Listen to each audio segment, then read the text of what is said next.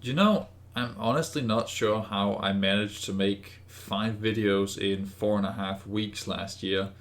Apparently, I was too ambitious with it this year because even though I was a bit ahead and actually started a week early, I still fell behind pretty quickly.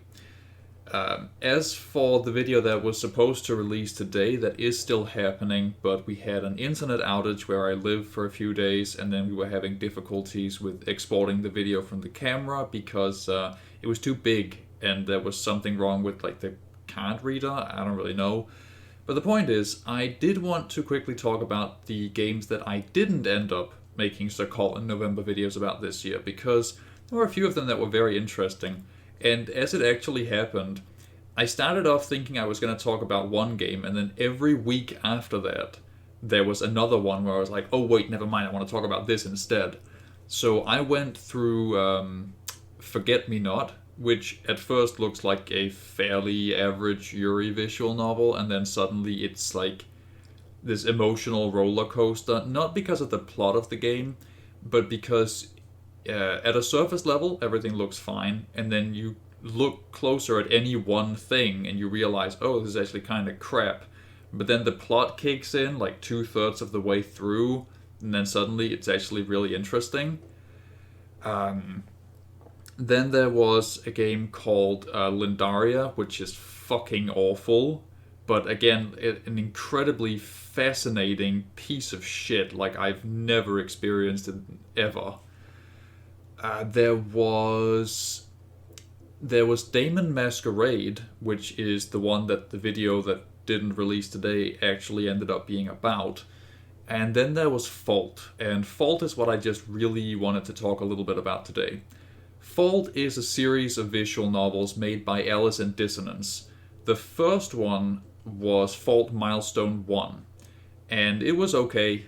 It looked nice, the music was good, but the plot twist was too predictable. And while the game started off pretty nice, where you had a princess and her bodyguard teleported halfway around the world in an accident while the country was being invaded, having to explore this strange new city where everything they know is now different, and it was really good. But the second half of the game is almost like nothing to do with that, and it could have been a lot better. The sequel, Fault Milestone 2 Side Above, was an awful lot better because it improved on the visuals, it added some animation in one or two scenes, basically just using a small amount of animation to punctuate certain key moments instead of trying to animate everything and ending up looking like shit.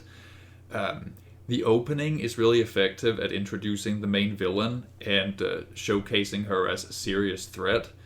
And then the rest of the game, especially now that I knew that Fault apparently tends to focus a little bit more on side characters, was a lot less predictable and a lot more engaging, I found.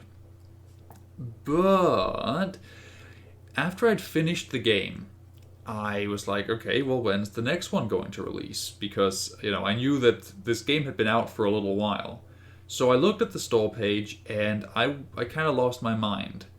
Apparently, Fault Milestone 2 Side Above released in 2015, and the sequel, Fault Milestone 2 Side Below, has been in development hell for 9 years. That's what I was going to make a video about. I kind of had it all planned out, right? I was going to talk a little bit about the first two games, and then I was going to look at the store page, and I was going to be like, what on earth has happened?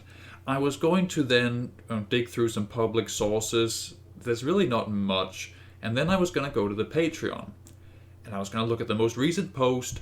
And, the most recent post at the time was, or at least one of them, was Ray Tracing Update Demo. Which sounds like a bad joke, right? Like, who the hell adds ray tracing to a visual novel?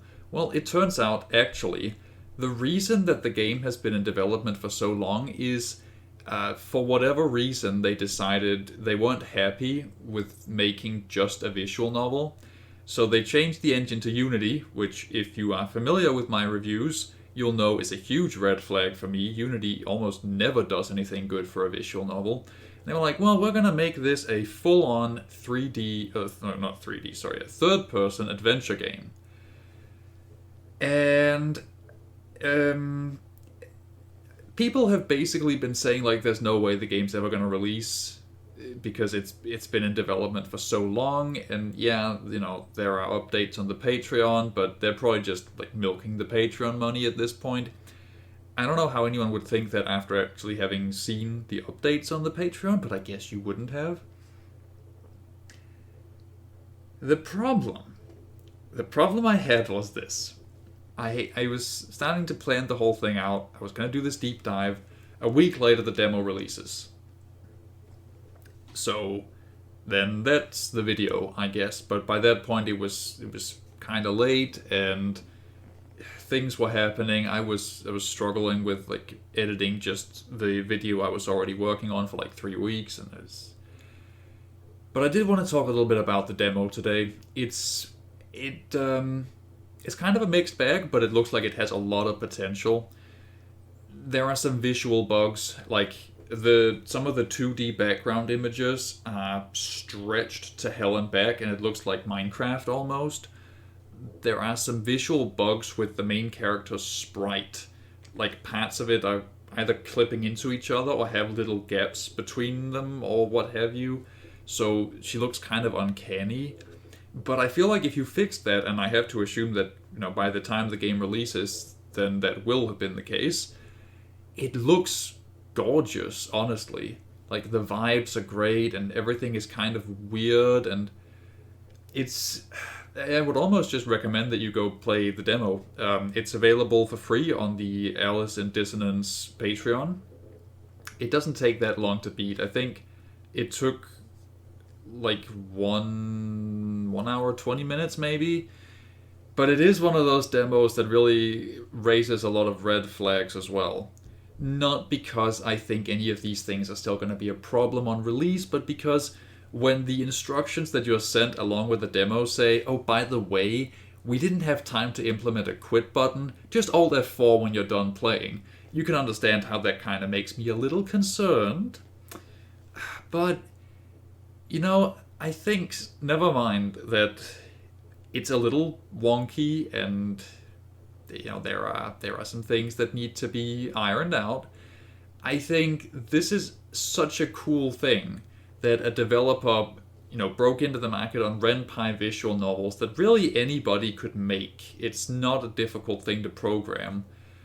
And then suddenly ended up making something that's so much more and has so much more potential to get you invested and kind of dragging you along into the story. I can't wait to see what the story is about, speaking of which, because as you may have noticed when I was talking about the titles, they're both Milestone 2, the most recent mainline installment, and this upcoming one. But one is side above and one is side below, so they are two sides of the same story, really. I guess that's one reason that people would be kind of cross, because when you release one half of a story and then the other is in development for, if they manage to release it in 2025, as they are, you know, saying they want to try for, 10 years.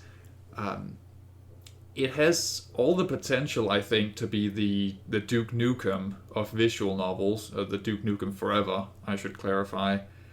But it also has the potential to be really awesome. So, you know, check the demo out. If you do it at this point, you won't be nearly as potentially disappointed as the people who've been waiting 9 years for it. And I think I'm going to leave it there for today.